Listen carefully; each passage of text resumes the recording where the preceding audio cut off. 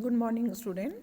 Class 12th में हमारा chapter चल रहा था सामाजिक उत्तरदायित्व का, जिसमें हमने सामाजिक उत्तरदायित्व की अवधारणाओं को समझने का प्रयास किया था और साथ ही साथ हमने सामाजिक उत्तरदायित्व की नवीन अवधारणाओं को समझा था। आज हम प्रबंध के सामाजिक उत्तरदायित्व के क्षेत्र और हम उसके प्रकार के बारे में पढ़ने जा रहे हैं। प्रबंध को समाज के विभिन्न वर्गों के प्रति अपने उत्तरदायित्व का निर्वहन करना पड़ता है। आज हम प्रमुख वर्गों के प्रति प्रबंध का क्या सामाजिक उत्तरदायित्व होता है उसी को ही पढ़ने जा रहे हैं। सबसे पहले हम पढ़ने जा रहे हैं स्वयं के प्रति उसके क्या उत्तरदायित्व होते हैं। एक प्रबंधक होने के नाते उसका अपने प्रति और अपने प्रबंधक पेशे के प्रति कुछ उत्तरदायित्व होते हैं, जिसमें सबसे पहला होता है कि एक प्रबंधक होने के नाते उसे सामाजिक हितों को, यानी समाज में जिसमें कि वह अपने बिजनेस को चलाता है, उसको ध्यान में रखकर, सामाजिक हितों को ध्यान में रखकर अपने सभी प्रकार के निर्णय लेने चाहिए। यानी उसका कोई भी निर्णय सामाजिक भावनाओं को, समाज को हानि पहुंचाने वाला नहीं होना चाहिए। दूसरा है प्रबंध के पेशे के प्रति प्रतिष्ठा बनाए रखना। तीसरा कि आप एक प्रबंधक हैं तो प्रबंधक के पेशे से संबंधित जितने भी ऑर्गेनाइजेशन जैसे बनाओ ऑल इंडिया मैनेजमेंट एसोसिएशन या कोई अन्य, उसकी उसे सदस्यता लेनी चाहिए और उस सदस्यता के साथ उस पेशे का शिष्टाचार है उसका उसे पालन भी करना चाहिए, क्योंकि हर पेशे की अपनी एक रूल रेगुलेशन होते हैं, उसको करने का तरीका होता है। तो प्रबंधक का ये दायित्व बनता है कि वह उसकी शिष्टता का पालन करें। फिर है प्रबंध आचार संहिता का पालन करना। प्रबंध आचार संहिता का पालन यानी प्रबंध पेशे से संबंधित कई आचार संहिताओं का निर्माण किया गया है। उन आचार संहिताओं का जब वह अपने पेशेवर कार्य को करता है तो उसे पालन करना चाहिए।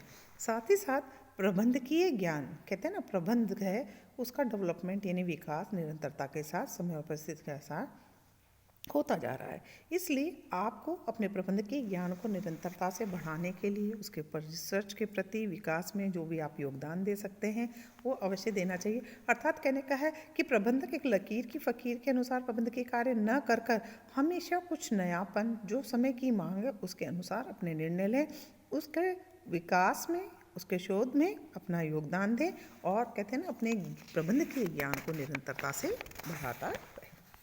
दूसरा हम पढ़ने जा रहे हैं वो है अपनी संस्था के प्रति उसके क्या उत्तरदायित्व होते हैं। एक संस्था के प्रति उसका क्या उत्तरदायित्व होता है एक प्रबंधक होने के नाते। सबसे पहले कि उसको किसी ने एक पेशेवर व्यक्ति के रूप में अपॉइंटमेंट दी है तो उसका उस व्यवसाय का सफल संचालन करने का सबसे महत्वपूर्ण उत्तरदायित्व होता है कि वे संस्था के जो भी व्यवसाय वो कर रहे हैं, जिसके लिए उसे अपॉइंटमेंट मिली है, वह उसका सफल संचालन करे। दूसरा है कि जो भी संस्था व्यापार कर रही है, जो भी उसके उत्पाद हैं या सेवाएं हैं, उसकी मांग को उत्पन्न करना। कहते हैं जितनी ज़्यादा मांग होगी उतना ही ज़्यादा संस्था लाभान्वित होगी। तो उसका कर्तव्य होता है कि वह सफलतापूर्वक संचालन करते हुए अपने उत्पादों की मांग उत्पन्न करे बाजार में। तीसरा है संस्था को प्रतिस्पर्धी बनाए रखे। यानी आपने देखा है प्रतिस्पर्धा आजकल मार्केट में बहुत है, तो आप उस प्रतिस्पर्धा से बाहर नहीं हो जाएं। आपको हमेशा अपनी संस्था को दूसरी संस्था के प्रति प्रतिस्पर्धी बनाए रखने का कर्तव्य होता है। व्यवसाय में नए नए एक्सपेरिमेंट्स, नवाचार, न्यू डेवलपमेंट्स, नई चीज़ें, नया कुछ करते रहना चाहिए, उसको हमेशा प्रोत्साहित करना चाहिए। जो व्यक्ति हैं आपके साथ एक ग्रुप में कार्य करते हैं, कुछ नई सोच, नई चीज़ लेकर आते हैं, तो आपको हर व्यक्ति को इंकरेज करना चाहिए कि वह कुछ नयापन लेके आए जिससे संस्था को हम लाभान्वित कर सकें। संस्था के विकास और विस्तार को करना, क्योंकि एक ये एक्सपेक्टेशन रखती है संस्था जब आपको अपॉइंटमेंट देती है प्रबंधक के रूप में कि आप संस्था के व्यापार का विकास करें, विस्तार करें और उन्हें लाभान्वित करें। शोध कार्य को बढ़ावा देना भी एक प्रबंधक का महत्वपूर्ण कार्य होता है अपने संस्था के अंदर, कि रोज कुछ नया अनुसंधान करते हुए कुछ नया लेकर आए और उसकी लाभार्जन क्षमता को बनाए रखे और उसे बढ़ाए। साथ ही साथ एक संस्था की छवि और प्रतिष्ठा का निर्माण करना मार्केट में, ये भी बहुत महत्वपूर्ण होता है। ये प्रबंधक का अपनी संस्था के प्रति एक महत्वपूर्ण उत्तरदायित्व होता है। तो किस तरीके से अपनी गुडविल को, अपनी संस्था की गुडविल को, इमेज को बनाता है, ये सब कुछ प्रबंधक के हाथ में होता है, क्योंकि प्रबंधक पूरे व्यवसाय का संचालन करने के लिए जिम्मेदार होता है। इसलिए उसे चाहिए कि वे संस्था की छवि को, गुडविल को, इमेज को मार्केट के अंदर अच्छा बनाए। तीसरा होता है उसके जो स्वामी हैं, मालिक जो होते हैं, उनके प्रति क्या उत्तरदायित्व होता है। आप सभी जानते हैं कि आजकल किसी बड़े व्यावसायिक संगठन के अंदर स्वामित्व का प्रबंध से अलगाव हुआ है, और यही कारण है कि स्वामी की अपने कार्यों के लिए जो प्रबंधक नियुक्त करते हैं उनसे एक्सपेक्टेशन बढ़ जाती है।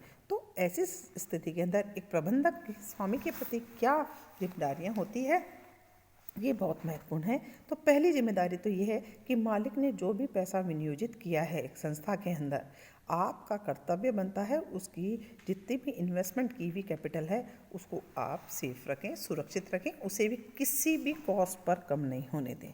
दूसरा है कि जिस उद्देश्यों के लिए आपने उस पूंजी का निवेश किया है, मालिक ने उस पूंजी का उपयोग उन निश्चित उद्देश्यों के लिए ही करें। अर्थात आपने पूंजी लगाई किसी काम ने, मालिक ने, और हम उसको उठाकर किसी अन्य कार्य में लगा रहे हैं, तो ये गलत होता है। आपका दायित्व होता है कि जिन उद्देश्यों के लिए पूंजी का निवेश किया गया है आप उसका उपयोग भी उन्हीं कार्यों में करें। तीसरा होता है कि अंशधारियों को उचित लाभांश का भुगतान करना। अगर संस्था लाभ कमाती है तो जो उसके स्वामी अंशधारी होते हैं उनको आप सही लाभांश, डिविडेंड भी, उसका भुगतान भी सही समय पर करें। और अंश पूंजी में अभिवृद्धि करने का प्रयास करना, अर्थात जो विनियोजित पूंजी की गई है, तो एक स्वामी आपसे एक्सपेक्ट करता है कि प्रबंधक होने के नाते आप व्यवसाय का इस प्रकार का संचालन करें कि आप अत्यधिक लाभ कमाएं, लाभों में से उन्हें हिस्सा मिले डिविडेंड के रूप में, साथ ही साथ जो उनके अंश हैं उनकी मार्केट वैल्यू भी बढ़े, यानी जो पूंजी विनियोजित की गई है उसके अंदर अभिवृद्धि करना। और ये कैसे होती है, जब आपके मार्केट का शेयर, जब आपने कंपनी बनाई या संगठन बनाया 10 रुपये का था और आप बहुत अच्छा कार्य करते हैं तो बाजार में उन अंशों के खरीदने की मांग आती है, परिणाम स्वरूप अंशों के मूल्यों में वृद्धि होती है, जिसके परिणाम स्वरूप अंश पूंजी में अभिवृद्धि भी होती है। फिर आता है विभिन्न प्रकार के अंशधारियों के साथ समता और न्याय का व्यवहार करना। आप एक प्रबंधक होने के नाते उन्हें डिविडेंड देना, उनकी पूंजी में अभिवृद्धि करने के साथ वही चाहते हैं कि आप उनके साथ समानता का और न्याय का व्यवहार करें। उसके बाद में आता है व्यवसाय की प्रगति की सूचनाएं जो हैं हर समय अपने मालिकों को देनी चाहिए।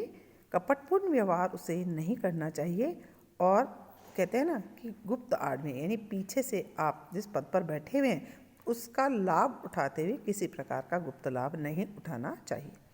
अंशों के हस्तांतरण में कभी भी बाधा उत्पन्न न करें, बाधा उपस्थित न करना, कभी भी बाधा उत्पन्न नहीं करें।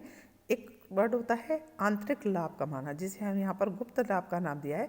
तो आप एक प्रबंधक हैं, सारी नीतियाँ आपको पता होती है, आपको पता है बाजार में अंशों के भाव कैसे हो सकते हैं। ऐसे सिचुएशन में आप किसी भी जानकारी के अगेंस्ट में जाकर किसी भी प्रकार का, कहते हैं ना, आंतरिक लाभ कमाने का प्रयास ना करें, क्योंकि ये हमारे जो स्वामी होते हैं उनके प्रति कपट का कार्य होता है। तो इस प्रकार आप अपने स्वामियों के प्रति अपने उत्तरदायित्व का निर्वाह